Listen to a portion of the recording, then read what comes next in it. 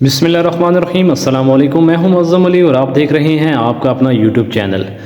नाज़रीन, आज की इस वीडियो में मैं आपको बताऊंगा कि फ़ीते की मदद से, मेयरिंग टेप की मदद से हम किस तरह से फासला पैमाइश करते हैं और उसको किस तरह से लिखा जाता है।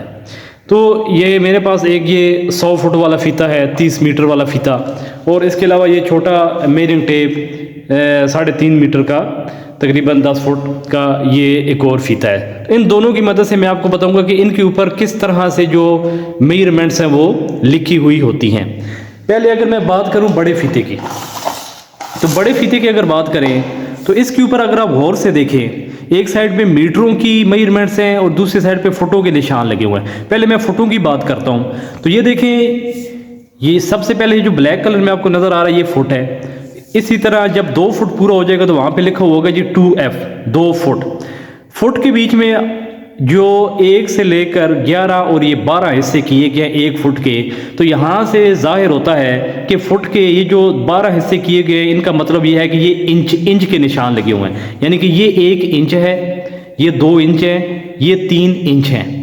और इंच के बीच में अगर आप गौर से देखें तो 8 हिस्से किए गए हैं। 1 इंच के अगर 8 हिस्से किए जाएं तो जाहिर सी बात है वो एक सूत्र कहलाता है। तो इस फीते के ऊपर फुट के निशान लगे हुए हैं, उसके बाद इंच के निशान लगे हुए हैं और उसके बाद सूत्र के निशान लगे हुए हैं।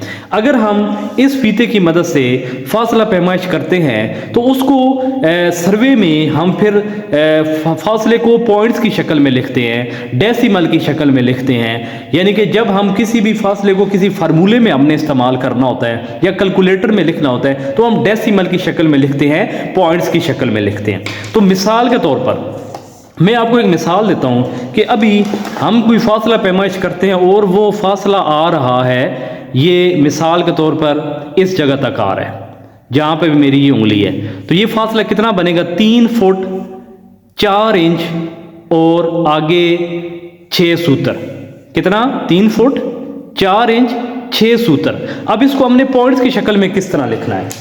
पहले तो मैं आपको ये बताऊंगा कि हमारा फासला कितना था। वो था 3 फुट 4 इंच 6 सूत्र।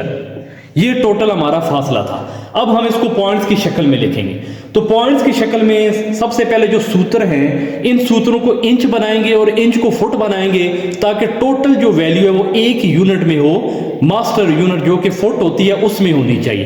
तो सबसे पहले आप क्या करें, ये जो सूत्र हैं इनको आप 8 पे तकसीम करें, ये इंच बन जाएंगे। तो 6 डिवाइडेड बाई 8, ये आ गया 0.75 इंच। ठीक है। और ये देखें 3 फुट 4 इंच और ये इंच, इन दोनों को अब हम मिलाते हैं तो बनता है 4.75 इंच। तो ये हमारा फासला हो गया 3 फुट और 4.25 इंच, 4.75 इंच। यहां तक ये फासला है। लेकिन अभी भी ये मुकम्मल अपनी सही हालत में नहीं है, पॉइंट्स वाली शक्ल में नहीं है। तो अब आपने इन इंचों को फुटों में कन्वर्ट कर देना है। 1 फुट में 12 इंच होते हैं, लिहाजा आप इसको 12 पे तकसीम करेंगे। तो 4.75 को आपने 12 पे तकसीम करना है तो ये हमारा जवाब आता है 0.39 फुट। 3 फुट ये वाले, 0.339 फुट ये वाले। तो अब हमारा टोटल जो फासला होगा वो होगा 3.39 फुट, जो कि आपने फीते में पढ़ा था 3 फुट 4 इंच 6 सूत्र।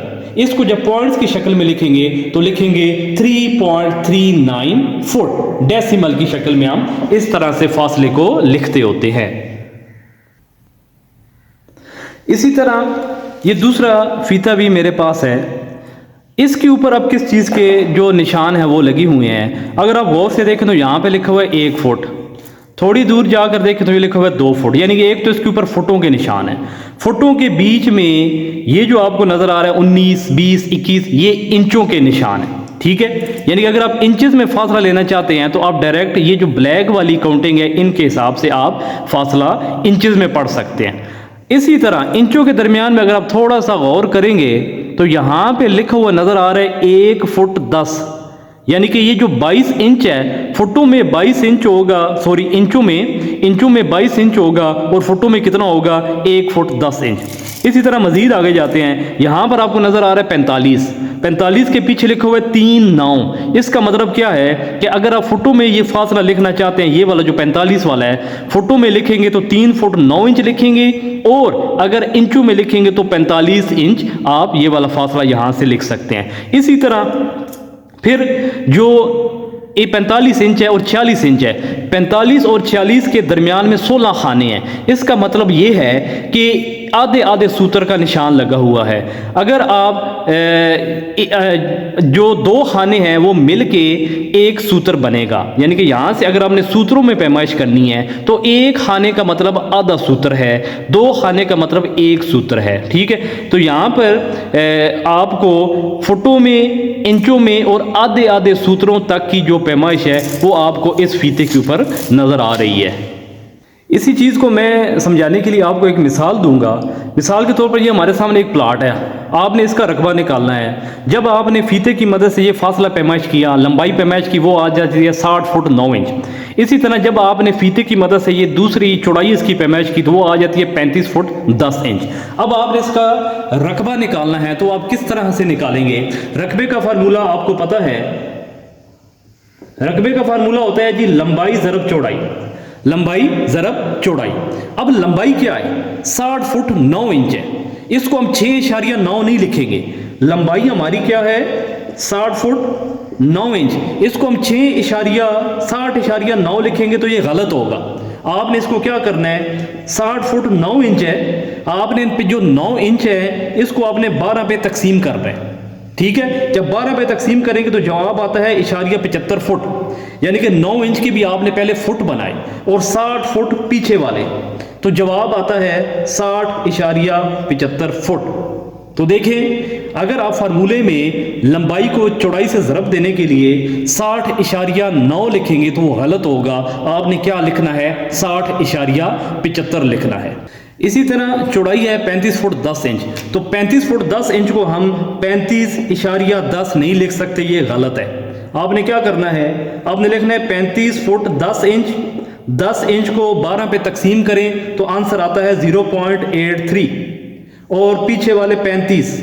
अब इन दोनों को मिला के तो अगर आप फार्मूले में 35.1 लिखेंगे तो सरासर गलत होगा। आपने लिखना है 35.83 फुट। तो इस तरह से हम फीते की मदद से फासला फुटों इंचों में पढ़ते हैं, फिर उसको हम कन्वर्ट कर लेते हैं डेसिमल्स में, यानी कि एक यूनिट में कन्वर्ट करते हैं, और उसके बाद फिर आपने उसको कैलकुलेशन में इस्तेमाल करना होता है।